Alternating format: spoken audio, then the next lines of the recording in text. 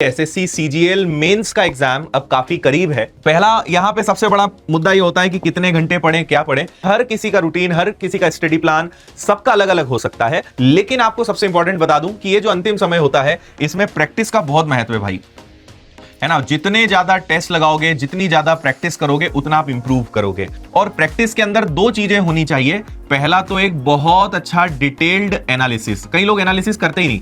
Analysis का मतलब होता है कि आपसे क्या नहीं बना, क्यों नहीं बना। तो आपको हर टेस्ट से ही पता लगता है कि मुझसे क्या नहीं बन रहा है, चलो उसको इंप्रूव करते हैं। जब भी आप प्रैक्टिस करते हो तो रियल एग्जाम मानकर टेस्ट लगाओ कि आप एकदम रियल एग्जाम में बैठे हो, ताकि एग्जाम में आपका रियल जो परफॉर्मेंस है वो निकल के आए। तो एनालिसिस बहुत जरूरी है, रियल एग्जाम का फील बहुत जरूरी है, प्रीवियस ईयर्स के क्वेश्चंस लगाना बहुत जरूरी है, और हर बार प्रैक्टिस करने से जो चीज आप सबसे ज्यादा सीखते हैं वो है टाइम मैनेजमेंट।